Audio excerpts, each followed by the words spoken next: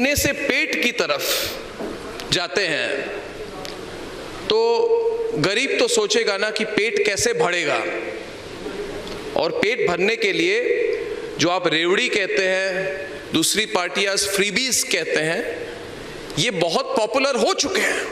आप एक्सेप्ट करें नहीं करें, इंटेलेक्चुअल क्लास इसको एक्सेप्ट करें नहीं करें, ये बहुत पॉपुलर हो चुकी है। इसीलिए एक तरफ है आइडियोलॉजी, हिंदुत्व, नेशनल डेवलपमेंट जैसे इश्यूज, पाकिस्तान पॉलिसी, यूक्रेन के सिचुएशन पर हमारा क्या स्टैंड था, नरेंद्र मोदी जी के अंतर्राष्ट्रीय स्तर पर जो हमारा आज स्टैंडिंग है, हमारी जो स्टैंडिंग है एक तरफ है, और दूसरी तरफ है रेवड़ी, फ्रीबी, गरीब जो चाहते हैं जनता जितना फ्री में मिले, इसको कैसे काउंटर कर सकते हैं?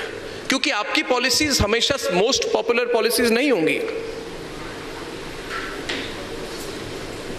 आपने ठीक सवाल उठाया अर्नब जी। मैं इतना ही कहूँगा, आप हिमाचल प्रदेश का उदाहरण मैं आपके सामने रखता हूँ। वायदे किए 1500 रुपये महिला को देंगे, दिया क्या? साल सरकार को होने जा रहा है, 1500 रुपये प्रति महीना देना था। बहनें इंतजार करती, हर घर में जो 3 महिलाएं हैं तो उनको एक एक को अब तक अगर पूरे परिवार का गिनूं तो 10 महीनों में मिलाकर 45,000 रुपये मिल जाना चाहिए था। 1 रुपया नहीं मिला है। उनकी बिजली के बिल माफ होने थे, नहीं हुए हैं। उनसे 10 गारंटियां दी थी, फेल हो गई कांग्रेस की गारंटियां। कहा था गोबर खरीदेंगे 2 रुपए किलो, 1 किलो आज तक खरीद नहीं पाए, जबकि लाखों किलो खरीदना था। मैं इसलिए कह रहा हूं, ये चुनावों के पहले जो फर्जी वायदे करते हैं, गारंटी देते हैं, इनकी गारंटियां पूरी तरह से फेल हो गई हैं। और मैं तो चाहूंगा, आपने मुझे अच्छा हुआ एक हिंट दिया है कि इनका मुझे कहीं ना कहीं पर्दाफाश भी करना चाहिए, क्योंकि ये झूठ जो बोलते हैं चुनावों से पहले। मान लीजिए अब छत्तीसगढ़, राजस्थान है, यहाँ कहा था बेरोजगारों को बेरोजगारी भत्ता देंगे, नहीं दिया। कहा था 10 लाख लोगों को रोजगार देंगे, नहीं दिया। इन्होंने कहा था किसानों के कर्जे माफ करेंगे, नहीं किए।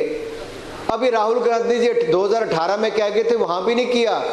हिमाचल में कह गए, वहां पे भी नहीं किया। तो इनकी गारंटियां तो बार बार फेल हो रही हैं। लेकिन वहां की जनता वोट देने से पहले, आपने ठीक कहा, शायद कुछ लोगों को लगता है कि इससे हमारा कुछ समय के लिए भला हो जाएगा, लेकिन लंबे समय तक वो राज्य भी निपट जाता है जी, और देश को भी उसका नुकसान होता है। लास्ट में अंतिम मैं एक पॉइंट ऑफ व्यू रखना चाहता हूं आपके सामने, अगर अनुमति हो अनुराग जी। तो आप तो क्रिकेट प्रेमी हैं, आप बीसीसीआई में रहे हैं जी, और वर्ल्ड कप चल रहा है। तो एक कमेंट, पता नहीं हमारे दर्शकों ने इसके बारे में सुना था कि नहीं, एक बहुत बड़े अपने आप सेल्फ स्टाइल्ड इंटेलेक्चुअल है लेफ्ट ब्रिगेड के, इन्होंने कहा अंग्रेजी में, there is too much nationalism in the country.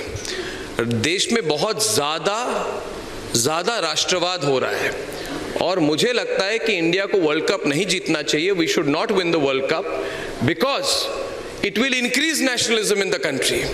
ये मैं मेकअप करके नहीं कह रहा, उन्होंने कहा कि इतना ज़्यादा राष्ट्रवाद हो रहा है, और अगर इंडिया वर्ल्ड कप जीत जाए तो और ज़्यादा राष्ट्रवाद हो जाएगा। ये माहौल है, ये माहौल है। एक्चुअली ये स्टेटमेंट की गई थी। तो ये सम्मेलन तो राष्ट्र सर्वोपरि पर ही केंद्रित है। ये चैनल, ये पूरा नेटवर्क सिर्फ राष्ट्र सर्वोपरि पर विश्वास करता है, नेशन फर्स्ट। इस पर मुझे लगता है अनुराग जी, मैं कहता हूं हो जाए नेशनलिज्म। लोग कहते हैं ultra nationalism, I said let there be ultra nationalism. Nationalism की कोई सीमा नहीं होनी चाहिए।